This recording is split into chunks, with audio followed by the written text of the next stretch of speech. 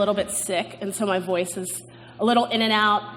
Hopefully, if you can't hear me or don't understand me, you will start making weird faces, and I'll respond by repeating myself.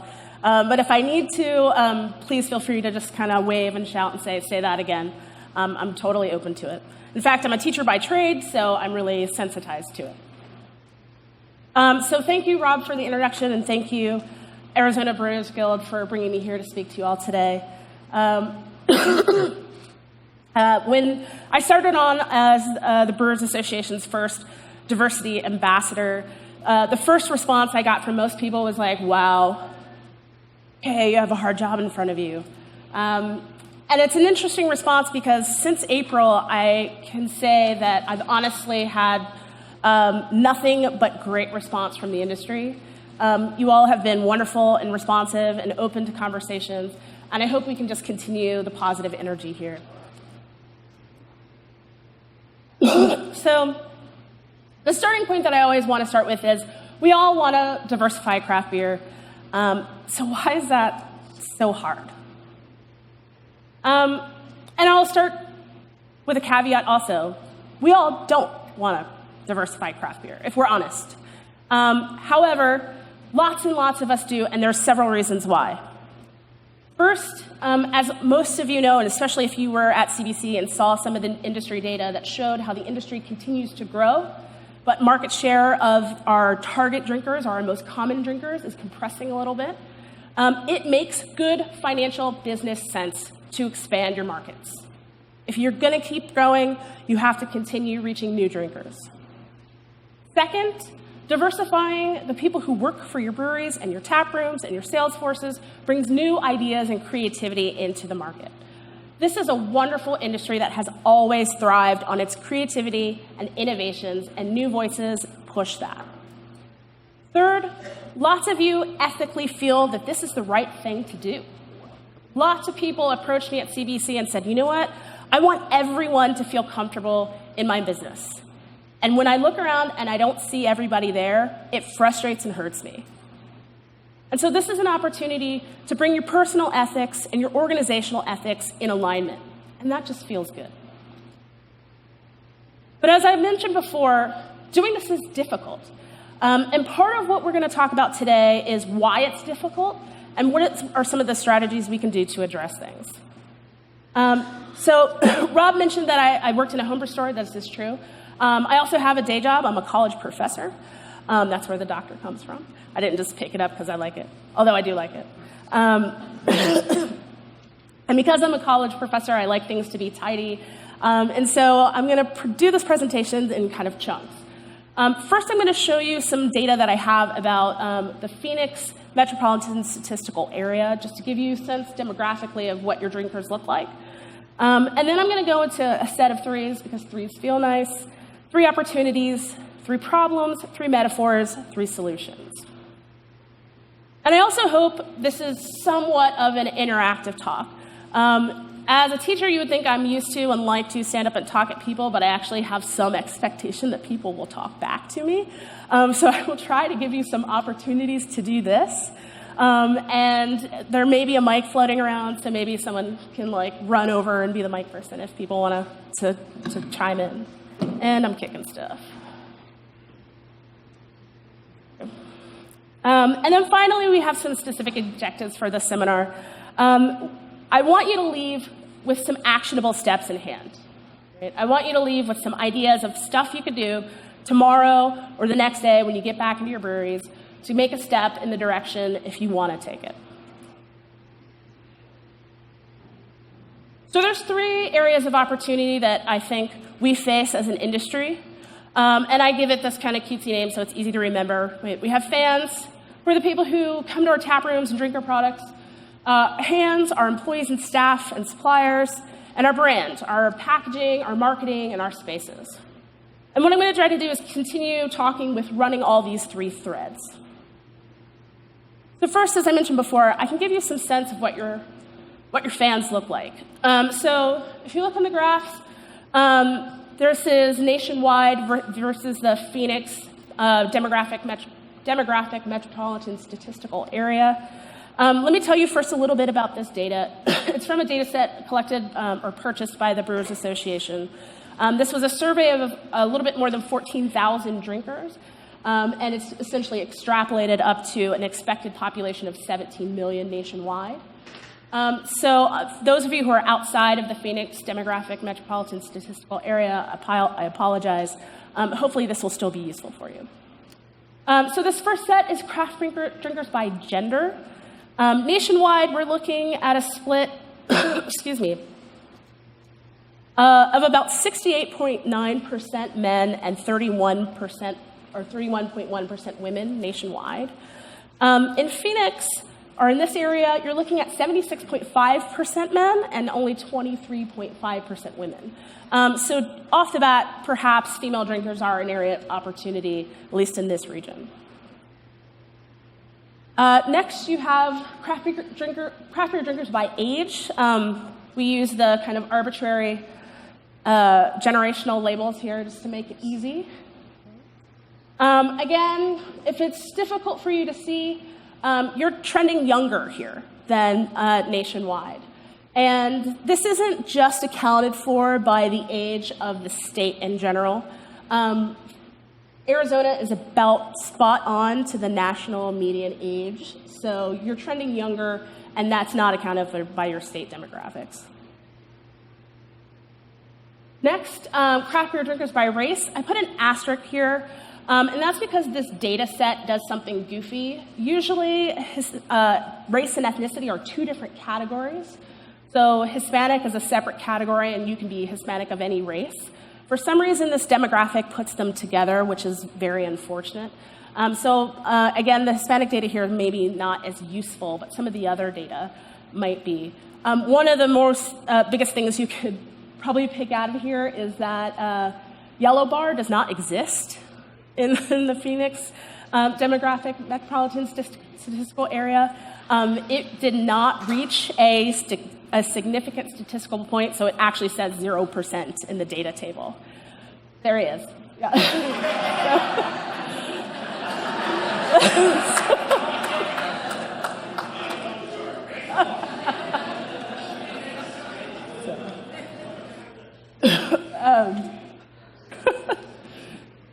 Next, craft beer drinkers by occupation.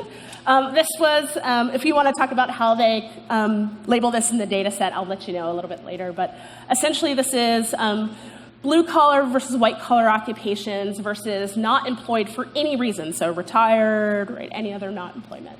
So you have more working drinker base here and a more blue-collar drinker base.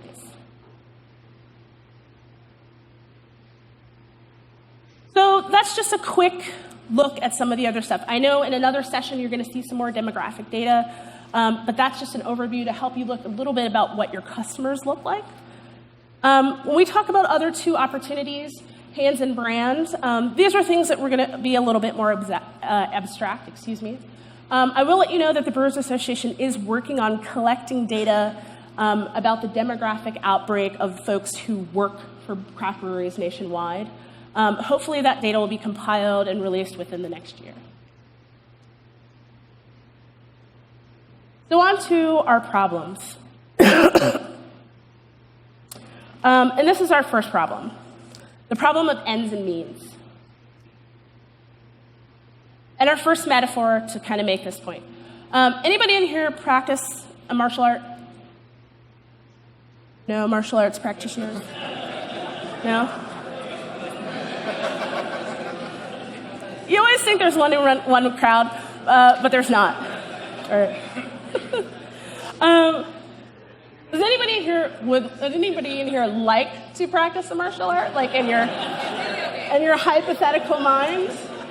Okay, there's some folks over here. Okay. Particular martial art in mind? No? Just any? Just any? All right. Let's just say jujitsu because it's cool. All right. Do me a favor. Yeah? Would you, like, in your fullest voice, just say, I am a black belt in jujitsu. I'm a black belt in jujitsu. Excellent. Do you feel more skilled at this point? No. Yeah, unfortunately. Yeah. The problem is that declaring that you're a black belt actually does nothing to change the reality or skill level of the person making the declaration. And diversity and inclusion initiatives are the same. Just declaring that you value diversity doesn't really do much. Right?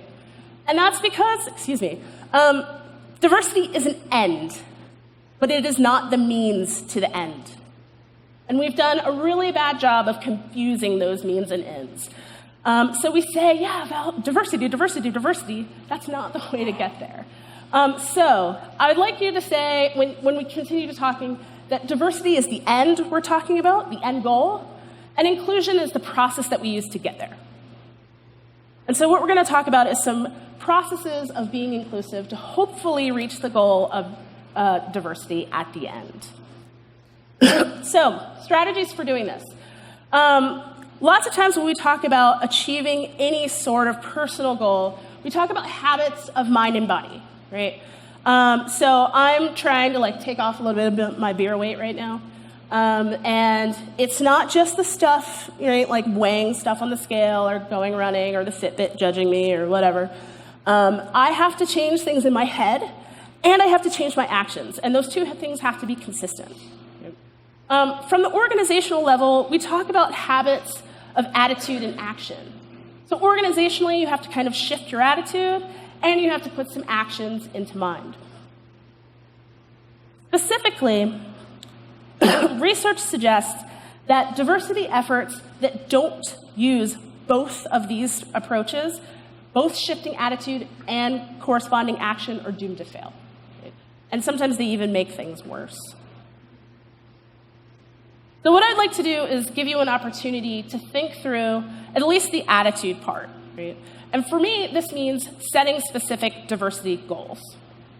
So what is a diversity goal? Lots of people are like, more people, that would be great.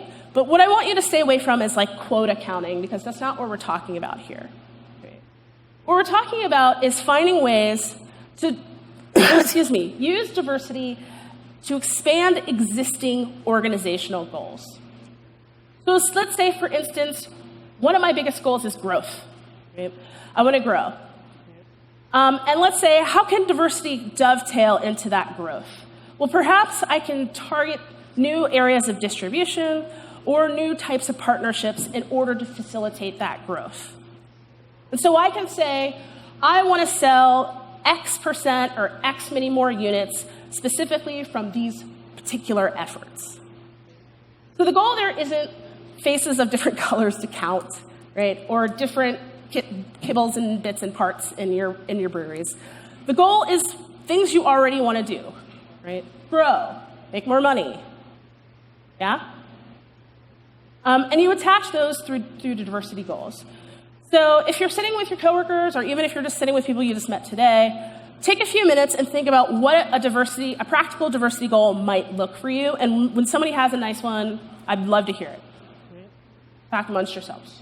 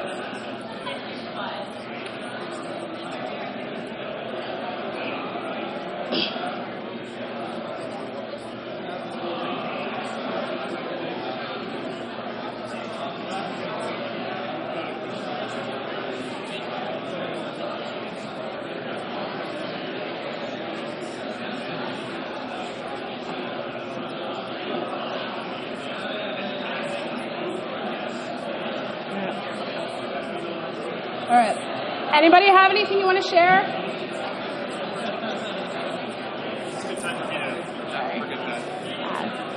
I just don't want to fall.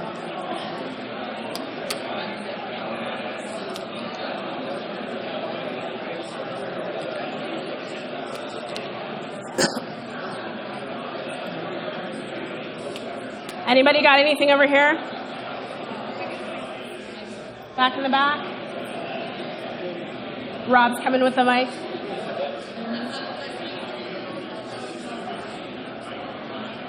There we go. So, I'm Mike Malazzi from Borderlands in Tucson. Can you hear me? Come on, guys. All right. Tell me your name again. My name's Mike Malazzi. I'm also a doctor. Hey, nice. Dr. Mike. From Tucson, Arizona, and we're kind of talking with the Crooked Tooth folks here as well. And we were talking about the craft beer scene in Tucson, and how when you get to South Tucson, it's quite limited, and things that we could do to expand into that community. And we talked a lot about just listening to the feedback from that community about what they liked about craft beer, what they were unsure of, and then also possibly hosting some Craft Tucson events, which is a nonprofit organization that I serve on the board of, to kind of introduce ourselves to that community and have them introduce themselves to us. Okay, great. Thank you. Got it on this side? Quiet for now? All right, that's all right. Just to make the point, what I was just asking you to do was define your diversity, right? Diversity is one of those horribly nebulous words that we all think we know what it means, and then two people can be talking about totally different things when they talk about it. And so, for step one, I would urge you to do is define your diversity. Think about it this way. All of you have a different picture of success, right? For some brewers, success means I want to operate without a mountain of debt. Right? For some people, it means I want to get up and sell this brewery and retire. Right? For some people, it means I want to serve my community sustainably for 50 years. Success looks different for everybody, and it has a lot to do with where you are and who you are and what your individual goals are. And I believe diversity is the same. So define your diversity and give it context and specificity. Make it specific to where you are and who you are and what you want to get out of your business. Right? Second, connect it up to your organizational goals. Right? Lots of you don't have a whole lot of extra staff, and so you don't have the resources to leverage something on an entirely new initiative. Connect it to what you're already doing, and then you'll save yourself a little trouble. And then last, create a responsibility structure. Right? And a responsibility structure is essentially someone or someones who are in charge of overseeing this process. Right? Research about the efficacy of diversity and inclusion initiatives shows that a responsibility structure is the #1 indicator of success. Right? Having someone in charge of watching the process.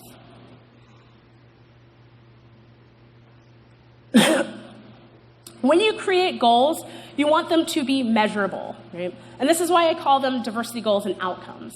Again, measurable does not mean quota, but you do want to be able to say, this is what it looks like when it's working, and this is what it looks like when it's not working. Otherwise, you're just going through the motions, and you have no idea if it's effective. So what will things look like, sound like, feel like, right, when you have achieved these particular goals? I'll give you a couple of examples of things people came up with when I was at CBC, because I thought they were great examples of what measurable goals look like. One community said, our taproom staff will better reflect the surrounding community, connecting us to new customers and collaborators. Another group said, decisions about our packaging will include a serious consideration of social impact. So they're going to assemble essentially like a packaging focus group just to run their stuff by before they send it out. Right? Simple goals, but measurable and effective. So problem number 2, barriers and bait. And a second metaphor. So I'm completely ignorant of the Arizona climate and ecosystem, do you all have like ant issues? Because in Virginia, we have like hella ants. They're on everything. Right? But like maybe it's too hot for ants? No? Okay. Okay, you have ants. All right. So if you've ever spent some time watching ants, which, yeah, it's probably a little bit of a weird thing to do, but if you have the ants, then you probably have watched them. And you realize ants are kind of crazy little critters, right? When you'll like wipe things up or put something down, and like when they are going along the line, they are going along the line. They will just go over whatever you put down, or if you finally put down a piece of bait that works, they'll run up against it like they hit a wall, right? And then the ant will like look around like, right, and it doesn't know what to do. This is because the way that ants move is essentially through chemical indicators. So they put down little ant pheromones, and the other ants are following it like a chemical road. Right? It took us a while to figure out that's what the ants were doing, because we couldn't see what they were following. Right? But smart people kind of figured it out, and now we understand what the ants are doing. And the reason I bring up this metaphor is because the ants are operating with barriers that we just don't see. They're perceived barriers that control the ants' behaviors, dictate where they go, dictate what they think they should be doing, but we can't perceive them. And human beings work pretty similarly. Lots of people function based on perceived barriers that other people can't see. And so when we walk into this industry, when I tell people what's the approach you should take to diversity and inclusion, I say, think about barriers, not bait. Right? Bait would be the attempt to lure somebody into your business, like the wonderful pink beer, right? That's a bait, right? And I would say abandon the bait and think about what barriers may be in existence that are keeping people from coming to you, that maybe you're not perceiving. The important part, just like the ants, is just because you can't perceive it doesn't mean it's not real. Because it actually affects people's behavior, so it's as real as it gets. So what kind of barriers are we looking at? Well, specifically, we talk about 4 different types of barriers. The first would be resource barriers. When we think about resources, think about them broadly, right? Automatically, the kind of mind goes to money or financial, because the price point of the product in our industry is a little higher. But I think one of the resources that operates most effectively in our industry is actually expertise. There's a lot of craft beer drinkers who say, I didn't think I knew enough to drink that, which I think is really funny because I'm like, open. Second kind of barrier we're looking at is geographic barriers. For lots of people, particularly in urban areas, breweries are locating in lots of kind of transitional areas that might be affected by things like gentrification, certain kinds of socioeconomic movements. So geographic barriers to where you're located and where you're putting your products may serve as barriers to keeping people out. Social barriers, right? These are just the kind of social ins and outs, who you know and who you don't know. And we'll talk about this a little bit later on. And then cultural barriers, right? Different cultural groups have different affinities and affiliations to food and beverage. And sometimes this is a matter of slow habituation into craft beer. The awesome thing is that you have people who are working on this type of thing, not just in the industry, but right from the consumer level. There's a whole lot of consumer advocacy groups that are doing exciting work to kind of organize themselves and bring them to you. So I'd absolutely suggest that everybody take a look around and see what kind of grassroots efforts are going on. Excuse me. So when you're talking about barriers, right, essentially the approach I'd say is locate and remediate, right? Figure out what those barriers are and take steps to remediate them. You can't tackle every barrier, and you probably won't want to.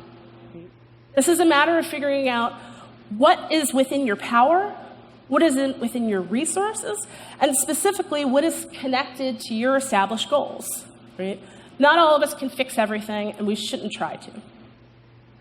right? Focus your efforts on removing those identified barriers rather than scattered efforts, right? This is a way to kind of keep yourself narrow and make sure that your efforts are on track. And again, lean on your responsibility structure. The person or people who are in charge of overseeing this process should be the people that say, okay, this is a great idea, but this is not on our specifically identified goals, so let's stick to those goals. Excuse me. Third problem, the one and done. So, third metaphor. How many are like head brewers responsible for making recipes in here? Good amount. So those of you who are doing this, how many times is it, on average, how many iterations does it usually take you to like nail down a recipe before you put it into production? Everyone's one. One. Just make it one time. One. All right. A few. Handful. Anybody over here? I saw some hands. No? Everybody's pointing at you. Roper, how many times did you have to retool some of the brands that you won medals for? Come on, answer. 3 to 4. Oh.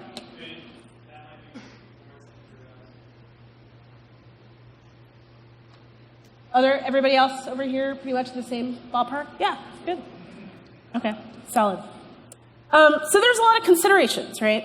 What are you trying to make? What's your fermenter space? What's available? Right? Ingredients. There's a lot that goes into kind of figuring out what the recipe is. And generally, you do a little tweaking before you put it out. Again, the reason I bring up this metaphor is I think that diversity and inclusion efforts are often like developing a recipe. It's something that it's a little strange to have the expectation that if you do it once, it'll be perfect. And this is probably, for me, what I think makes things hardest. Because this is high stakes. If you put a batch in your pilot brewery and it's not quite right, you drink it anyway, and then you tweak it and make it again. Right? And it's kind of like no harm, no foul. But when you implement a public diversity and inclusion effort and it doesn't quite work, that's kind of high stakes. And so there's a lot of pressure and a lot of anxiety to get this right the first time. And I'm not sure what else we do as human beings that we expect to get something so complicated right the first time. This is why it's important to make your diversity and inclusion goals measurable, because you should expect that they won't be amazing the first time. And if they're measurable, you can say, okay, this is how we did this time. Let's tweak, change, retry, and see if we improve. There's a saying that what gets measured gets managed. Right? And I absolutely believe this is true and critical in trying to move forward with inclusion efforts. So, assessment strategies. How do you measure whether you're doing a good job or not?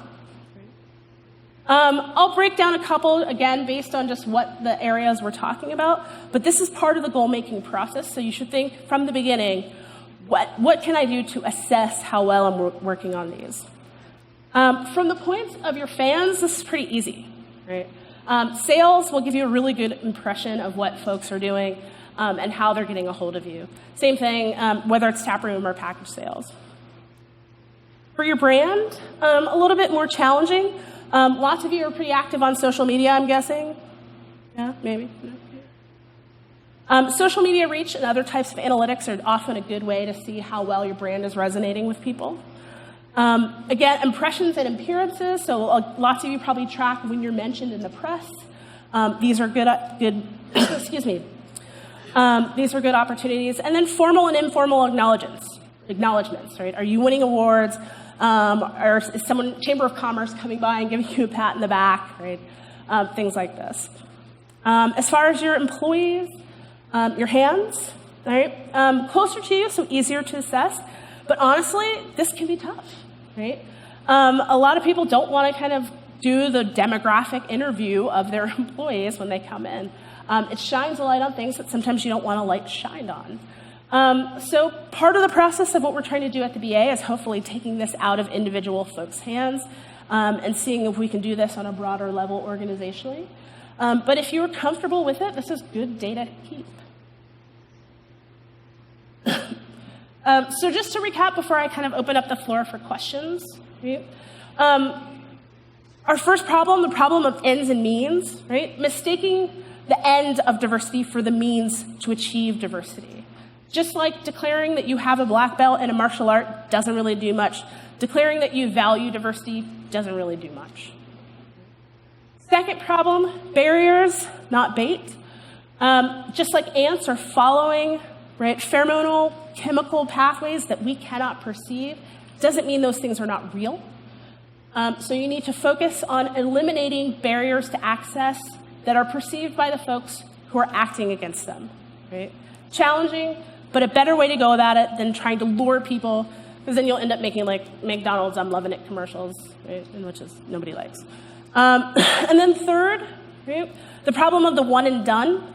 Right? Just like a recipe that you might need to fool with and tweak to get it where you want it, diversity and inclusion has to be an ongoing effort. Having one seminar or a sensitivity training, and please don't do that because it doesn't work, isn't the most effective way to go about it. Right? Think about ongoing strategies that you can keep implementing over and over again, measuring, tweaking, and trying again. Later on today, there's going to be a panel that specifically talks about women in the craft beer that's going to give you some great tactical information. And if you remember the demographic that we put up for the Phoenix statistical area, female drinkers is a great area of opportunity, so I encourage you to check that out. And lastly, I'll close with this. It's kind of the funny thing, and not funny, haha, but funny, interesting. The funny thing about diversity and inclusion is that when you do this right, it improves the experience for everybody. This is not about special programs for special people. Right? When you do this well, everybody benefits. So I will also add, if you have questions, please do ask them. But I also would like to ask you all a question. Part of my charge as diversity ambassador with the Brewers Association is to conduct some research. It's part of my background, and so it's part of what I'll be doing. And if there's any kind of data or anecdotal information that you think would be helpful for you in regards to diversity and inclusion initiatives, I'd really love to hear what that is, so that I can kind of add it to what the diversity committee can think about what we're doing. A great example, when we were in DC, folks said, you know what, it would be really helpful to figure out if like small business bureaus or small business administrations in particular areas have any sort of general knowledge about our industry specifically, because they already have lots of programs for people who are underrepresented in the business community. And if we could all, double up and funnel information about the craft brewing industry to those people, that's a great connection. So if there's anything that you think me and the diversity committee at the BA should be working on, please do let me hear it. I'll be here all day, so you can grab me and we can talk about it. So thank you all. And Rob has a mic. He wants questions.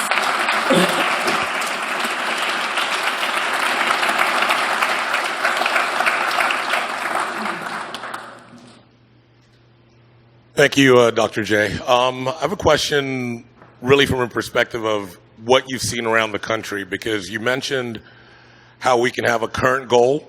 Let's say, for instance, I want to increase sales, but I want to reach out more to, let's say, the Hispanic community or the LGBTQ community. What have you seen? How does that work without the luring part? Mm-hmm. Making a special beer or something along those lines. What have you seen work? So thank you for the question. Thus far, most of the breweries I've talked to who seem to be really successful in this regard have done this by making collaborations. So, in their communities, there were already grassroots organizations of LGBT folks or folks of color or women or even people over 65, right? And they found a way to kind of connect up with people who are already organizing and doing work rather than trying to reinvent the wheel. And I think this was a way that they kind of allowed those people to kind of define their own relationship with the brewery and kind of come together in more of a 50-50 collab rather than saying, I'm going to go get you specifically. Probably overwhelmingly, that's been the strategy that seems to work for people.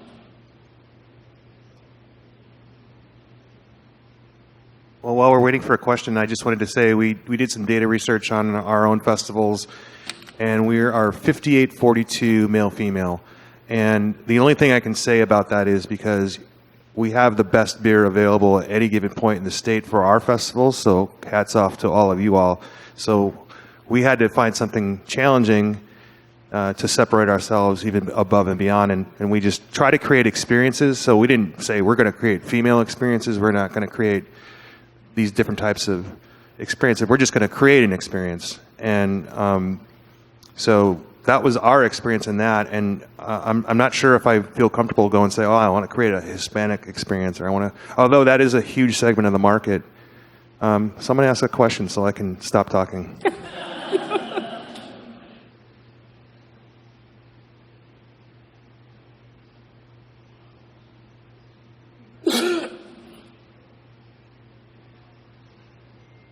Thank you for coming here today. So, my girlfriend is Hispanic, and I end up at a lot of crazy big Hispanic parties, and nobody drinks craft beer. I've tried my hardest to make it happen. What have you seen nationwide about how much of this is a cultural thing where, despite trying our best to break down these walls, how do we change a culture effect? Yeah, did everybody hear the question? You have to move the head. Yeah, okay. Can you just distill and repeat? Sorry. So as far as making our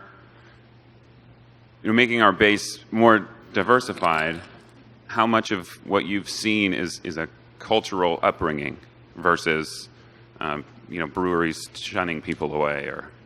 Yeah. Well, I will say first, I'm happily not aware of any brewers shunning anybody at this point. I've never seen it, and so happily. But I would say what you bring up is a really good point.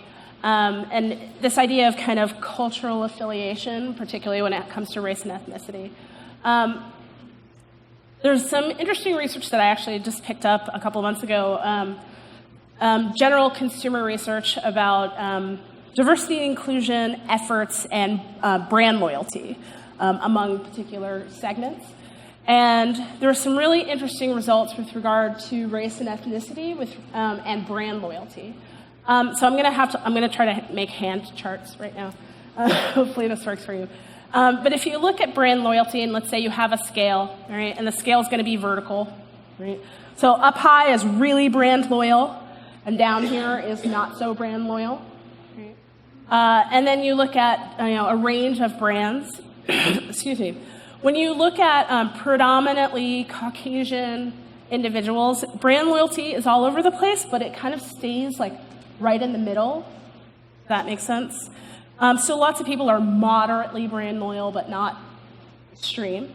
When you look at certain racial and ethnic groups, in particular Hispanics and African Americans, what you have is these huge a bimodal distribution.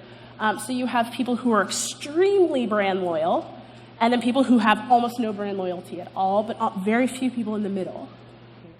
So a lot of times when you're talking about converting drinkers from those particular groups, they probably already have a really ingrained brand loyalty that you're working against right there.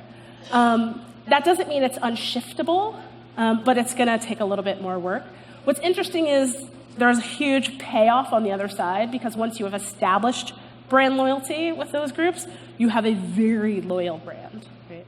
And if you want any evidence of what this looks like, just look at spirits. Right? Think of what your colleagues in the liquor industry are doing with your Hennessy's and your Grey Goose. Right? They have absolutely kind of hit that point, and they've been benefiting it for a while. So yeah, I think what you're coming up against is a kind of large cultural consumer trend, and so it might take a little bit more repetition to win consumers out of those groups. Hi. Whoa, perfect. Thanks for coming.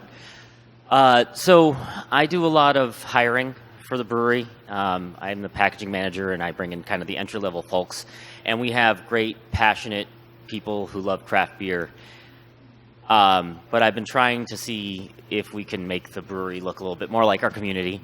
And your barrier approach really resonates with something that we've kind of come upon, which is we don't have benefits and we don't pay that great. And that's just a new industry, small business, that's life. And starting to think, okay, so if we can remove the barrier, we can get people who aren't just coming to work for us because they love craft beer, and maybe they can make a living here.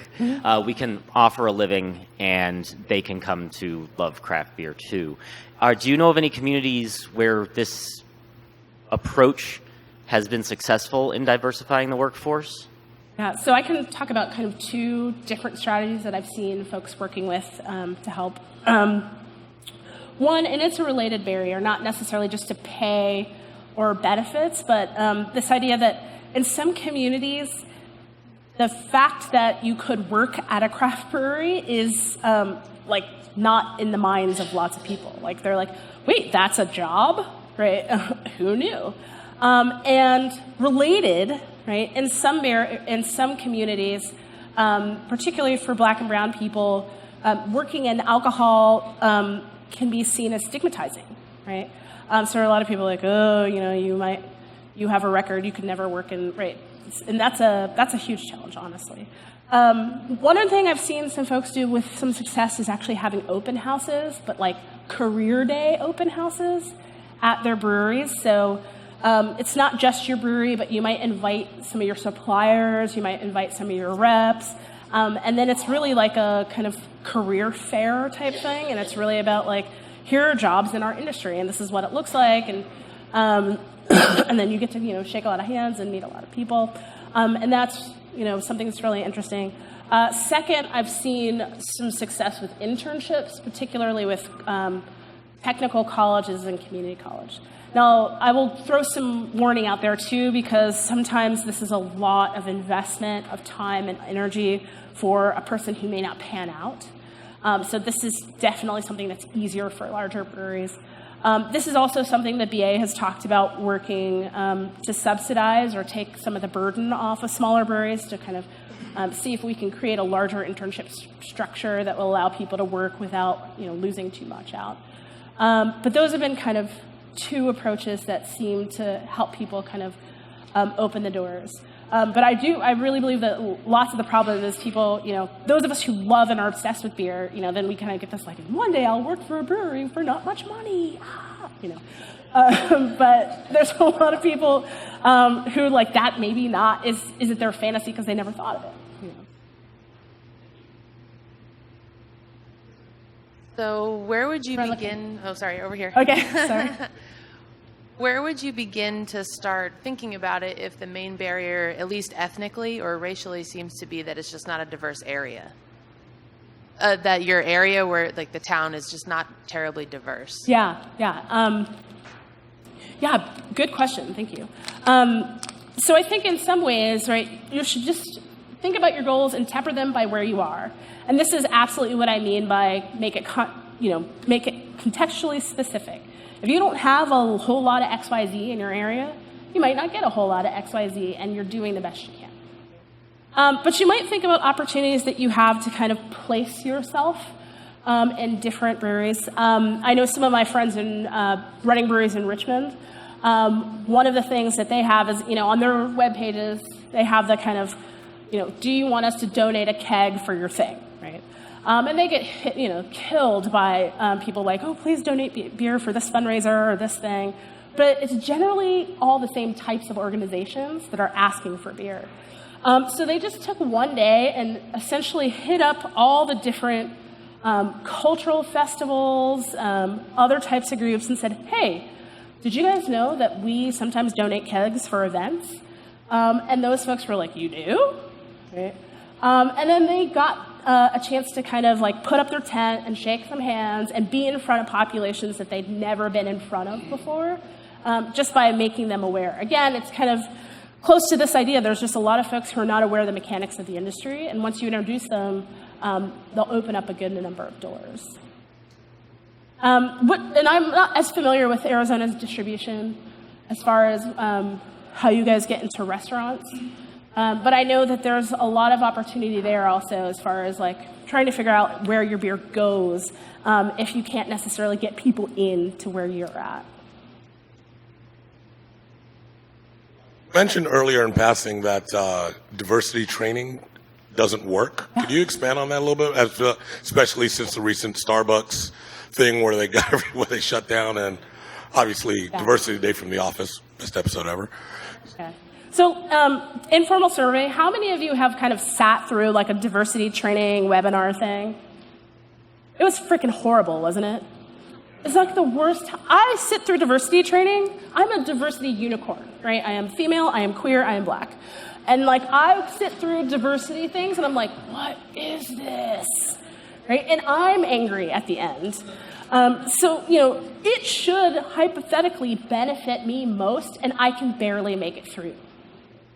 So one, their general level of awfulness honestly makes them ineffective. Second, because those types of trainings usually focus on what you're doing wrong, right? People are often not particularly happy to be there. Right? This is why I always like to talk about diversity and inclusion in terms of opportunity rather than in terms of problems, because problems are someone's fault, and this is just not someone's fault. It's just the way it is, and we have lots of opportunities to change it. The third problem, and this is seen kind of nationwide, when you have these one-and-done trainings, they tend to not change people's attitudes or behavior. In fact, a lot of people push back against them and sink further into their pre-established attitudes. And then those people who feel like they're exempt from it, because right, that's most of us. We're like, yeah, we're very sensitive. We got this, right? So, we don't listen and we're like, whatever. But the problem is, in a lot of places, if somebody has a complaint related to diversity and inclusion, their complaint is less likely to be taken seriously if there was a diversity training. So if someone actually has a problem, they're like, no, you don't. We did the training. Right? So it's just proven to be one of the most ineffective ways to try to go about it.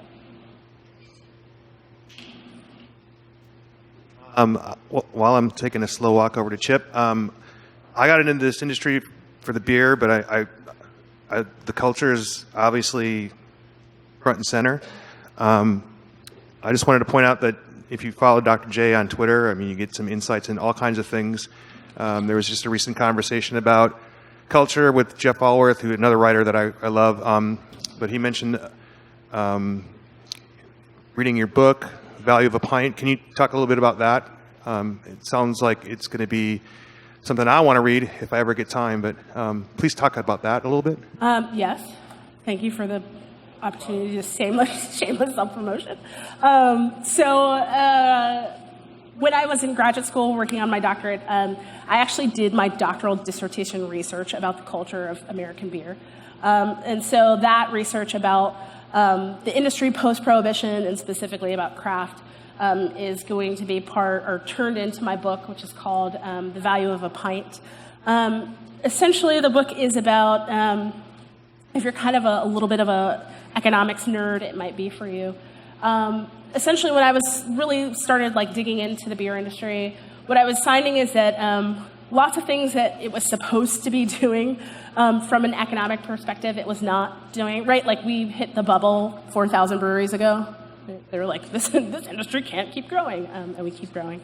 And my contention was that you can't explain this industry with simple economic indicators. You have to do what's called a cultural economic analysis, where you talk about some of the stuff we're talking about today and how that influences things.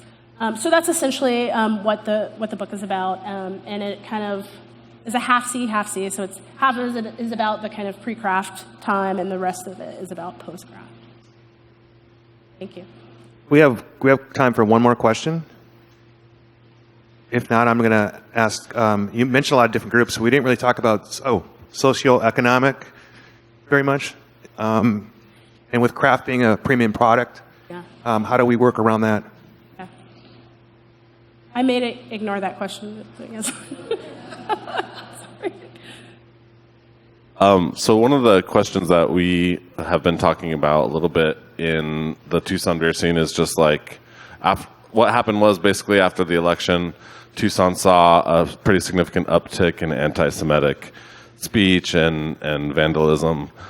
And the community kind of came together and said, we're not going to stand for this.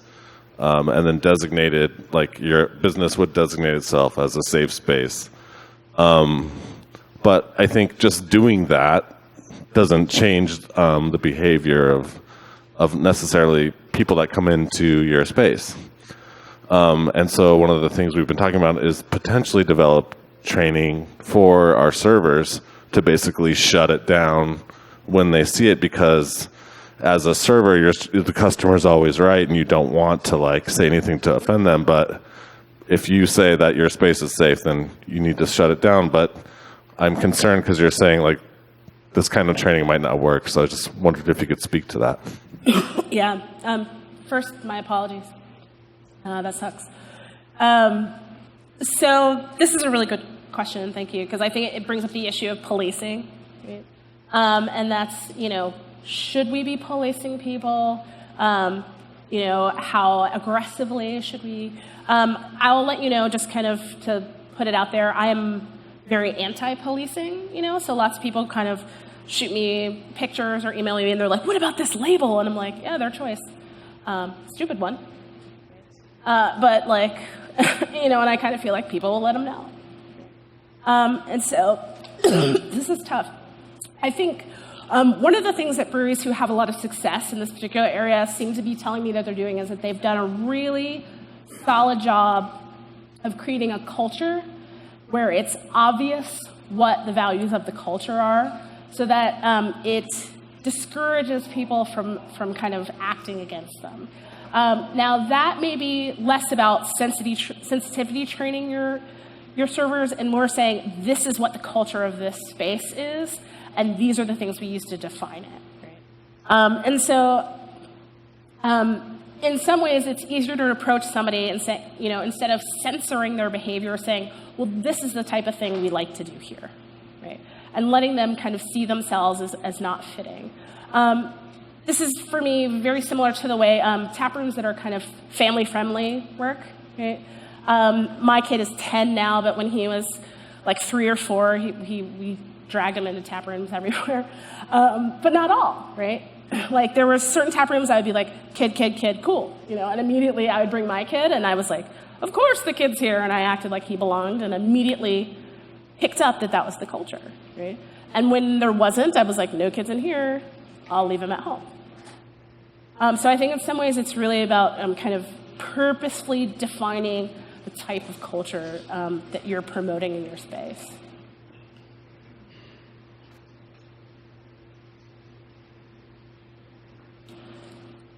Thank you so much, everybody. This is a great conversation. Everyone, round of applause, please.